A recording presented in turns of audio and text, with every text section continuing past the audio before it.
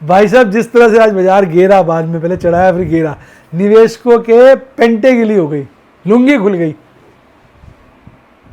पेंटे गीली हो गई, मतलब डर गए। गाना गा रहे थे, बहुत लुट लिया बड़ा ही कुट लिया हूँ जी, अब तो मार्केट को ऊपर लेके जाओ, कितना मारोगे तुम, हड्डियां तोड़ दी हैं, अब तो मुझसे ये सब बिल्कुल सहा न जाए, छोड़ दो तुम मुझको। आज रिटेल निवेशक रो रहा था कि भैया छोड़ दो, मुझे माफ कर दो, मेरे से गलती हो गई है। कितना पीटोगे। और सारी कारस्तानी बाजार के एक ऐसे इन्वेस्टर की, ट्रेडर की थी जिसने बाजार को आज पीटा, ऐसा मेरा मानना है, जिसकी डिटेल में चर्चा मैंने वीडियो में की है। तो वीडियो को ध्यान से देखिए, काफ़ी जानकारी आपको मिलेगी।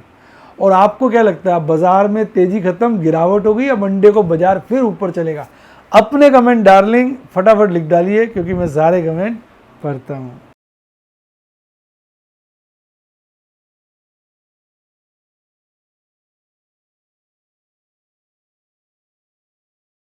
शेयर बाजार बहुत ही खतरनाक जगह है। यहाँ एक भूल ही फाइनेंशियल तबाही के लिए काफी है। मैं केवल एजुकेशनल वीडियोस ही बनाता हूं, मैं कोई बाय सेल रिकमेंडेशन नहीं देता हूं। चर्चा किए गए स्टॉक उदाहरण के लिए हैं और खरीदने या बेचने की कोई रिकमेंडेशन नहीं है।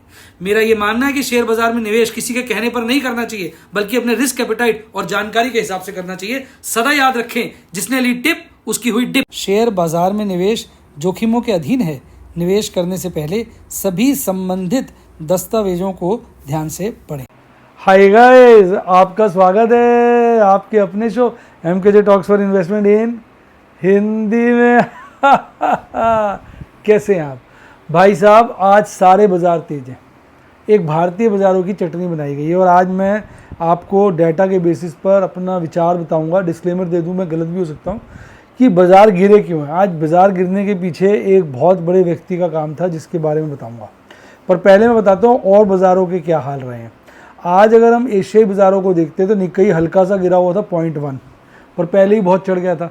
ऑस्ट्रेलिया 0.55% चढ़ा हुआ था, साउथ अफ्रीका 0.82, हांगकॉन्ग 1.5%, कॉस्पी 0.25% गिरा हुआ था। और हमारे बाज़ारों की छिदाई हो गई, पहले लाइफ टाइम हाई बनाए फिर पिट गए। यूरोप की बात करता हूँ तो यूरोप में भी आप देखोगे, जर्मनी 0.5% बढ़ा हुआ है, लंदन 0.5% बढ़ा हुआ है, पेरिस आधा से ज़्यादा बढ़ा हुआ है, इबिक्स और मिलन हल्के फुल्के 0.1 से लेके 0.2% गिरे हुए हैं। स्विट्ज़रलैंड 0.5% बढ़ा हुआ है, ओमेक्स 0.5% से ज़्यादा बढ़ा हुआ है, मोएक्स हल्का सा 0.13 बढ़ा हुआ है। आइए चलते हैं अमेरिका की तरफ। अमेरिका में कनाडा 0.37% बढ़ा हुआ है, ब्राज़ील 1% बढ़ा हुआ है। और यूएस के चारों indices, Dow Jones, S&P 500, Nasdaq और स्मॉल कैप 1 से लेकर 0.25% तक बढ़े हुए हैं। तो प्रश्न उठता है कि हमारे बाज़ार में मंदी क्यों, हमारे बाज़ार में लाइफ टाइम हाई बनाने के बाद गिरावट क्यों? तो उसका आज हम रहस्य खोलेंगे, उस पर्दा हटाएंगे उसके ऊपर से। और आपको जान के आश्चर्य होगा कि आज जो है FIs ने बड़ा भयंकर खेल खेला। देखिए, पिछले कुछ समय से, अब कल का ही ले लीजिए, कल FIs ने कैश सेगमेंट में बिकवाली करी और बाकी सेगमेंट में बड़ी खरीदारी करी। इससे पहले भी बड़ी भारी खरीदारी की थी, देख रहे हैं आप। और आज उसने उठा के हर सेगमेंट में बिकवाली कर डाली। आज उसने क्या किया होगा? आज आप देखेंगे कि ग्रॉस परचेज बहुत बड़ी है, ग्रॉस सेल्स भी बड़ी है। उसने जिन शेयरों को आज मारा उसमें उसने परचेज कर लिया होगा क्या? फ्यूचर्स। और जिन शेयरों को खरीद के ऊपर बढ़ाया उनमें अपना माल बेच दिया होगा, जो सुबह बढ़ाया था बाजार। तो कुल मिला के ना FI इस तरह का गेम खेलते हैं। तो वो क्या कर रहे थे, पहले सस्ते रेटों पे नीचे माल इकट्ठा किया, आज बाजार को लाइफ टाइम हाई लगाया और हर लेवल पे माल बेचा। और लोगों को सारा माल जो उन्होंने सस्ते रेट पे कलेक्ट किया था ऊपर के रेटों पे चिपका दिया। ये थी आज की क्या। और आज DIs ने भी ज़्यादा नहीं खरीदा, 690 करोड़ का सारा माल खरीदा। DIs की भी टाइट फिस थी, जिसके चलते 1701 करोड़ की नेट बिकवाली आई और बाजार में गिरावट देखने को मिली। अब देखिए, एकदम झटके से FIs की जो लॉन्ग है, मैंने कहा था कल आपको ये हायर साइड पे चलेगी, याद है आपको? मैंने कल बोला था कि ये हायर साइड पे, इससे ज़्यादा बस इसी इन दिनों ही थी, याद आपको मैंने कहा था, अदरवाइज़ ये हाईएस्ट लेवल पे आ गई है काफ़ी। तो मार दिया आज उसको, ठीक कर दिया, और ये वाली भी ठीक कर दी थोड़ी सी। तो F5 इस तरह से गेम खेलते हैं, तो वो पहले पोजीशनें बना लेते हैं, फिर झटके से काट देते हैं। और आज ऐसी गिरावट थी कि सारे इंडाइसेस गिरे हुए थे, कोई इंडेक्स देख लो गिरा हुआ है। और सबसे बड़ी गिरावट अगर आप देखेंगे तो हमारे टॉप के उसी में आई, इनमें सबसे बड़ी निफ्टी 50, निफ्टी बैंक में। तो ये थी आज की कारस्तानी। और इंडिया विक्स और बढ़ गया, इसलिए आपने देखा होगा आज बच्चे कंप्लेंट कर रहे थे कि सर शेयर गिर गया है, सुबह कह रहे थे सर शेयर बढ़ गए हैं पर पुट का प्रीमियम ही नहीं कम हो रहा, वोलेटिलिटी बढ़ गई थी ना, गेम चल रहा था आज। अब देखो आज ऐसा थोड़ी कमाल नहीं हुआ है, कोल इंडिया देखो 4.5% भागा, भेल देखो 4.5% भागा, NMDC, श्री सीमेंट बहुत भागे हैं, और भी ऐसे शेयर हैं, ये तो टॉप गेनर्स हैं। तो ऐसा नहीं है, उन्होंने आज भी अपनी बढ़िया पोजीशनें बनाई हैं। और गिरावट में कोफोर सबसे आगे था, MRF, SRF, ओबरॉय रियल्टी, सारे के सारे की बैंड बच गया। और आज केवल 747 शेयर चढ़े हुए थे और 1476 शेयर गिरे हुए थे, यानी मोटा मोटा 1:2 का रेशियो है, यानी हर एक शेयर के पीछे 2 शेयर गिरे हुए थे। अब देखो सारा दिन गिरा, सुबह हाई बनाया, कल बाजार बंद हुआ 22,648 पर, गैप अप ओपनिंग अप अच्छी वाली 22,766 और 22,794 का लाइफ टाइम हाई बनाया। यहाँ पर काफ़ी तो माल यही उन्होंने हाई बनवा के ही काटा हुआ, और फिर सारा दिन गिरते रहे, हर लेवल पे गिरा गिरा गिरा, लास्ट में थोड़ी रिकवरी आई। बॉटम यहाँ बना था लगभग 22,348 का।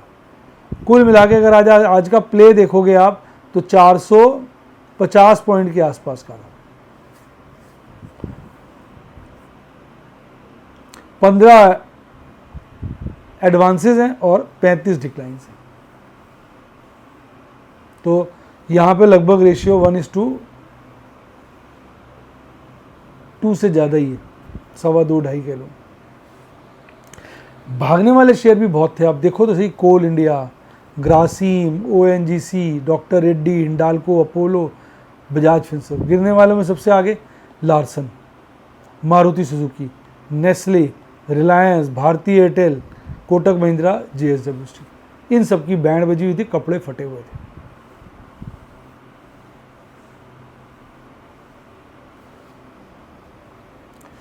अब देखो कितना बड़ा आज कैंडल, थोड़ी बड़ी कैंडला बना है, इससे बड़ी कैंडल ये थी। अब ट्रेंड ये कहता है कि जब बाजार चढ़त में एक बड़ी कैंडल बनाता है तो फिर अगले दिन हरी कैंडल बनने की भी संभावना होती है। जैसे यहाँ बड़ी कैंडल आई, फिर अगले दिन हरी कैंडल बनी, देखा आपने। तो कल हो सकता है एक बारी को हमें अच्छी पकड़ नजर आए। अब मंडे, कल मतलब होता है नेक्स्ट वर्किंग डे, पर उसके बाद बाजार गिरेगा बढ़ेगा, अब ये कहना तो बड़ा मुश्किल है ना, ऑलमोस्ट इम्पॉसिबल है। अब वो कल ही मंडे को ही देखेंगे किस तरह की सिचुएशन है। लेकिन एक बारी को MACD चार्ट पे बुलिश क्रॉसओवर बना हुआ है, पर काफ़ी कम रह गया, RSI गिर गया। और आज कैंडल ने जो क्लोजिंग दी है वो लोअर मिडल बोलिंजर बैंड में दी है, और कैंडल लोअर हाफ में भी घुस गई है। कैंडल का साइज आधे बोलिंजर बैंड से बड़ा है अगर कैंडल प्लस विक मिला लो तो ये बहुत बड़ी गिरावट है। इस गिरावट ने 1 दिन, 2 दिन, 3 दिन, 4 दिन, 5 दिन का लो बना दिया है एक ही दिन में। 5 दिन की लोएस्ट क्लोजिंग है ये, नहीं इसको तो नहीं, ये वाली लोएस्ट थी, सॉरी, पिछले 3 दिन का लोएस्ट है, बीच में एक दिन और लोएस्ट आ गई थी इससे। पर विक को अगर आप कंसीडर करेंगे तो फिर तो काफ़ी नीचे तक चला गया। आज की कैंडल बेयरिश एनगल्फिंग कैंडल है, कल की लाल हरी कैंडल को आज इसने पूरी तरह से एनगल्फ कर लिया। तो ये वैसे कमजोरी का संकेत है। मोस्ट प्रोबेबली हो सकता है मंडे को बाजार खुल के गिरे और बाद में रिकवरी ले, फिर उस दिन की रिकवरी को देखते हुए डिसाइड करेंगे ट्यूसडे को क्या होगा। और ये भी चांसेस है अगर ऑपरेटर का नियति बिगड़ गई है तो मंडे को भी गिर दे बहुत ज़्यादा। गारंटी शेयर बाजार में नहीं मिलती, आइसक्रीम वाले के पास मिलती है। अब 22,475 पे बाजार बंद हुआ, 22,500 पे आ जाओ। कॉल रेटिंग बहुत बड़ी है, पुट रेटिंग हल्की बड़ी है, पर टक्कर की है।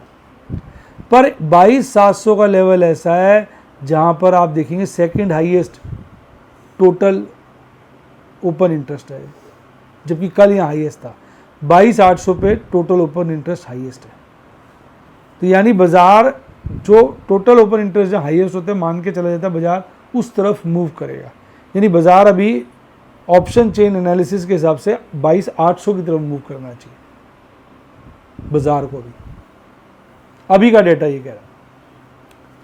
पर आज के चलते मंथली में फिर कोई खास फर्क नहीं है। आप देखिए मंथली वहीं टिका हुआ, यानी सारा गेम वीकली है।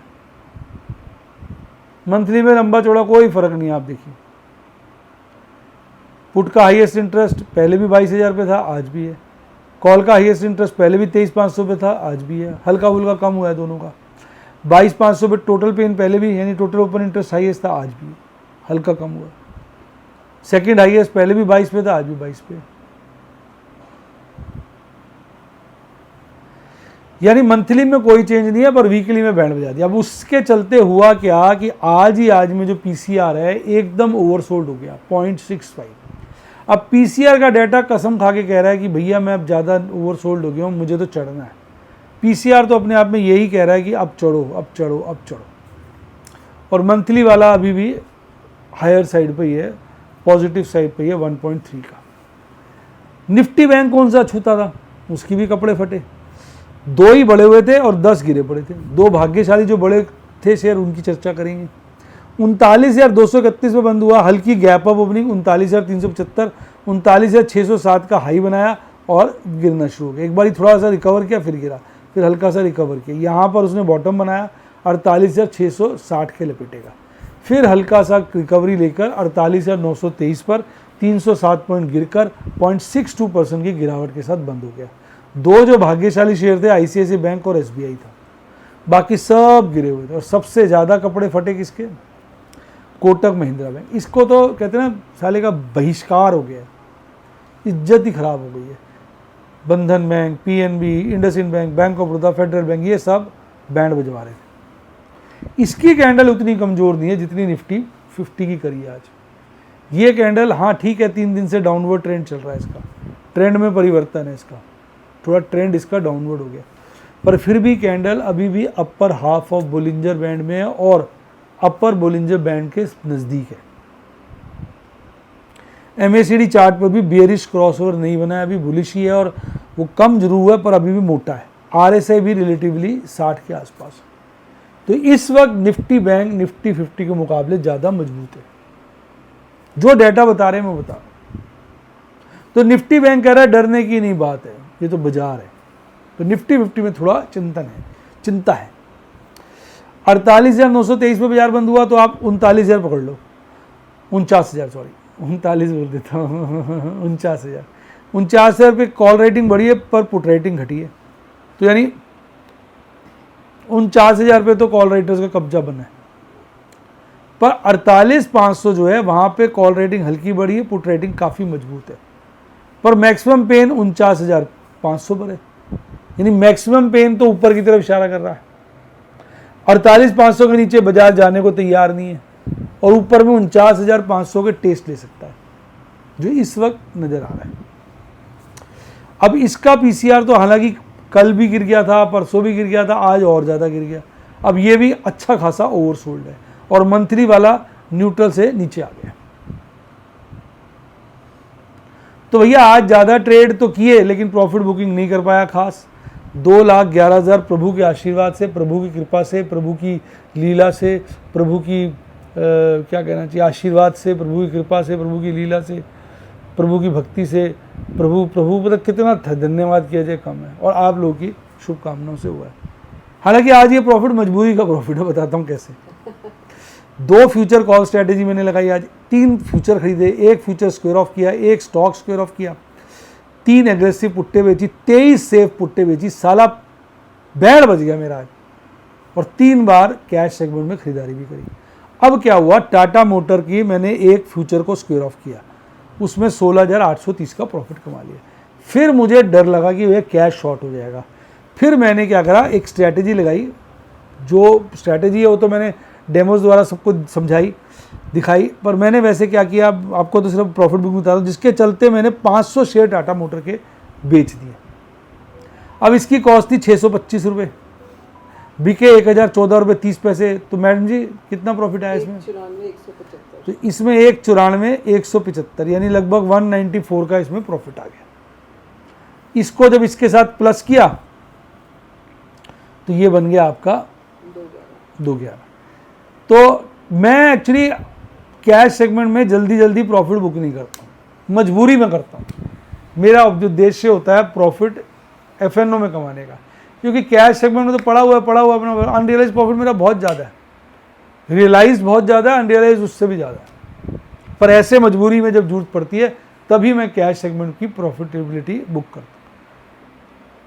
अदरवाइज नहीं तो दिखाने के लिए मैंने बड़ा प्रॉफिट कमाया है, अपने को खुश फील करने के लिए मैं कैश सेगमेंट में प्रॉफिट बुक कर लूँ तो बहुत प्रॉफिट हो जाएगा मेरा, पर मैं नहीं करता हूँ। क्योंकि अननेसेसरी पहले मैं प्रॉफिट बुक करूँगा, शेयर बेचूंगा, पैसे आ जाएंगे, फिर वापस कोई वही शेयर या दूसरा खरीद लूँगा, पर जो प्रॉफिट होगा उस पर फिर टैक्स भी दूंगा। तो अननेसेसरी बार बार मुझे लगता है कैश सेगमेंट में ज़्यादा बिकवाली करने से कोई फ़ायदा नहीं।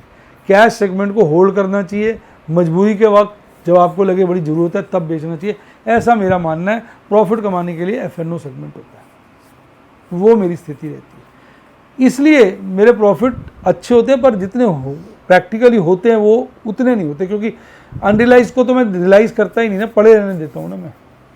ये सारी बातें आपको समझनी है।